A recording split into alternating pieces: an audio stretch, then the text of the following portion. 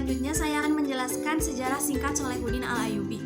Pada tahun 132 Hijriah, pada saat itu runtuhnya kekhalifahan dinasti Umayyah, di mana digantikan oleh dinasti Abbasiyah. Tetapi pada tahun 489 Hijriah, dinasti Abbasiyah melemah dikarenakan adanya peperangan antara Irak dengan Baghdad yang ingin menguasai Al-Quds, kota suci. Pada saat itu, tahun 532 Hijriah, lahirlah Shalahuddin Al-Ayyubi. Pada saat itu peperangan semakin bergejolak, di mana ayahnya berkata bahwa andaikan anakku tidak dilahirkan saat ini, mungkin situasinya tidak akan seperti ini. Dikarenakan situasi Irak dan Baghdad itu terus berperang, pada saat itu ayahnya Najmuddin Al-Ayyubi hijrah ke Mosul, di mana Mosul itu tempatnya. Akhirnya pada saat itu Najmuddin Al-Ayyubi, ayahnya Shalahuddin Al-Ayyubi memutuskan untuk hijrah ke Mosul, di mana Mosul adalah tempat Imaduddin Jengki berkuasa. Pada saat itu Imaduddin Jengki adalah seorang gubernur di Damaskus, di mana dia seorang pemimpin Damaskus. Setelah itu ayahnya Shalahuddin mengabdi pada Imaduddin Jengki. Pada saat itu Imaduddin Jengki berhasil menguasai wilayah Baalbek, Lebanon pada tahun 534 Hijriah. Pada saat itulah Najmuddin Al-Ayyubi diangkat sebagai gubernur Baalbek.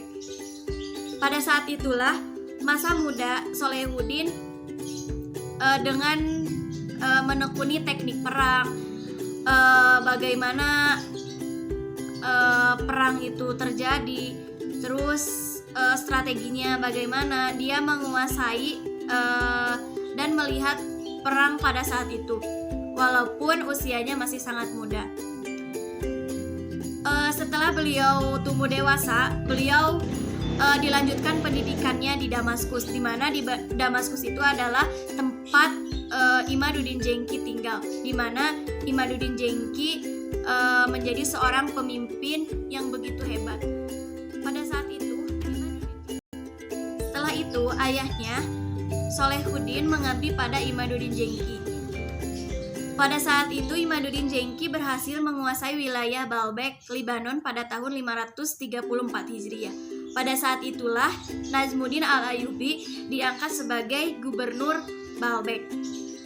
Pada saat itulah masa muda Shalahuddin dengan menekuni teknik perang, bagaimana perang itu terjadi, terus strateginya bagaimana dia menguasai dan melihat perang pada saat itu, walaupun usianya masih sangat muda. Setelah beliau tumbuh dewasa, beliau dilanjutkan pendidikannya di Damaskus, di mana di Damaskus itu adalah tempat Imaduddin Jengki tinggal, di mana Imaduddin Jengki menjadi seorang pemimpin yang begitu hebat. Pada saat Shalahuddin Al-Ayyubi di Damaskus dan beliau melihat bagaimana kepemimpinan Imaduddin Jengki dan beliau sangat mengaguminya, pada saat itu Shalahuddin Al-Ayyubi mulai terlibat dalam perjuangan kepemimpinan, di mana Shalahuddin Al-Ayyubi dikasih tugas menjadi keamanan hingga utusannya ke Mesir untuk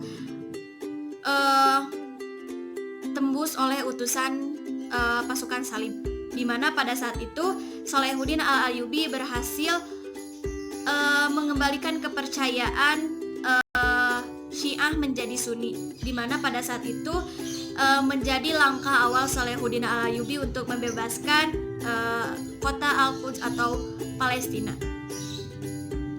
Setelah Shalahuddin Al-Ayyubi berhasil menjadi pasukan keamanan dan dia berhasil merubah kepercayaan kaum Mesir dari Syiah menjadi Sunni. Pada saat itu tahun 659 Hijriah, Imaduddin Jengki meninggal dunia. Dan pada saat itu terjadinya perpecahan antara beberapa pihak karena perebutan kekuasaan. Tetapi dalam surat kuasa, Imaduddin Jengki menyerahkan Damaskus kepada putranya yang bernama Salih Ismail. Tetapi pada saat itu Salih Ismail masih sangat kecil. Pada saat itu Salahuddin Al-Ayyubi pergi ke Damaskus untuk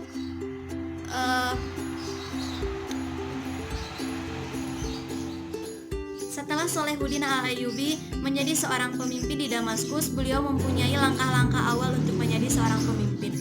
Yang pertama itu menyatukan akidah umat muslim. Karena tidak hanya strategi peperangan, tetapi akidah itu nomor satu. Di mana beliau berpikir sangat penting karena menyatukan bukan hanya diskusi bersama, tetapi menyatukan akidah itu sangat penting. Karena apakah mereka siap untuk berjihad atau tidak. Yang kedua itu membuat strategi. Tentunya strategi itu sangat perlu dan sangat penting untuk menguasai kota tersebut. Yang ketiga itu merobohkan benteng. Pada saat itu terjadilah peperangan antara umat muslim yang dipimpin oleh Salahuddin Al-Ayyubi dengan pasukan Salib yang menguasai semua kota Al-Quds. Setelah Salahuddin Al-Ayyubi menjadi seorang pemimpin di Damaskus, beliau mempunyai langkah awal untuk menjadi seorang pemimpin. Yang pertama itu menyatukan akidah umat Islam. Kenapa? Karena beliau berpikir bahwa akidah itu sangat penting, karena hal ini tidak hanya untuk berkumpul untuk diskusi, tetapi hal ini untuk kesiapan orang muslim apakah siap untuk berjihad di dalam medan perang. Yang kedua itu membuat strategi. Tentunya strategi itu sangat penting bagi orang-orang yang akan berperang, karena strategi ini untuk keberhasilan. Nah, dikarenakan Salahuddin Al-Ayyubi adalah seorang pemimpin yang cerdas, beliau membuat strategi kemiliteran dan hal itu membuatnya berhasil untuk merobohkan benteng. Dan yang ketiga itu merobohkan benteng. Beliau berhasil untuk merobohkan benteng tersebut dan memasuki kota suci Al-Quds. Pada perang ini Salahuddin Al-Ayyubi berhasil memasuki kawasan kota suci Al-Quds, di mana pada saat itu pasukan Salib diterkam oleh Salahuddin Al-Ayyubi. Dan pada saat itu setelah merobohkan benteng, pasukan Salib menyerahkan kunci kota Al-Quds itu kepada Salahuddin Al-Ayyubi. Dan kali kedua Salahuddin Al-Ayyubi berhasil untuk membebaskan Palestina setelah Umar bin Khattab.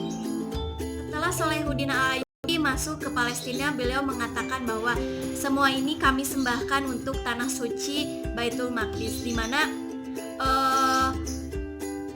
Allah memenuhi janjinya. Apa yang kita anggap jauh bagi Allah itu pasti dekat. Dan saat itu Salahuddin Al-Ayyubi berhasil menguasai kota suci Al-Quds. Dan pada saat itu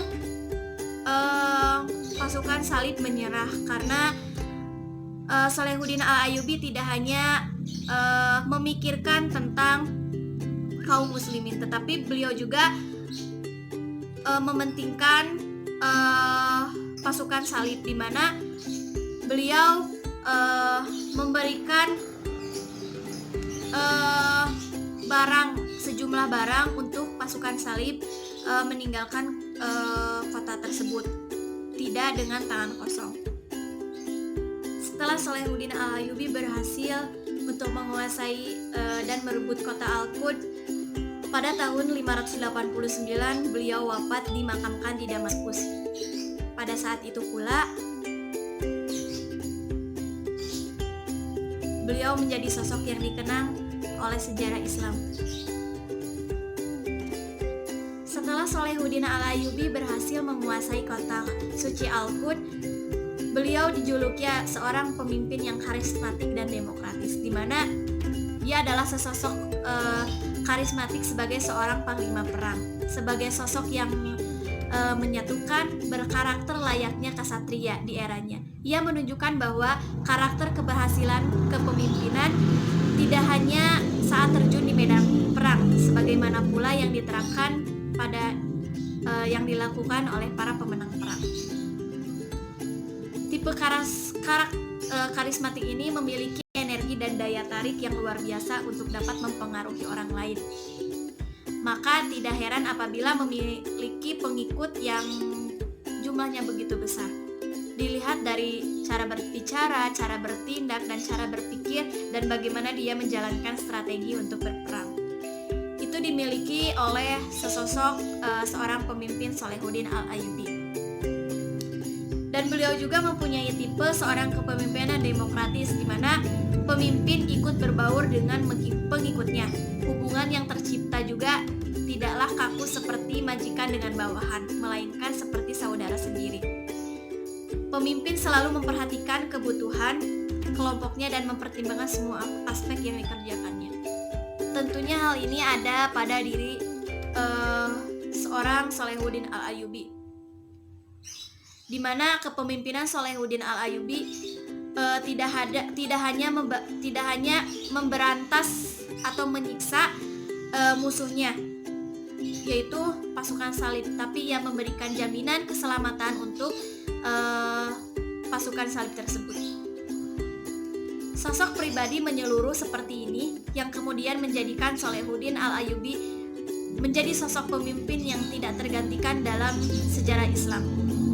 Dicintai rakyatnya, dikagumi musuhnya, dirindukan kedatangannya, meski ia telah tiada.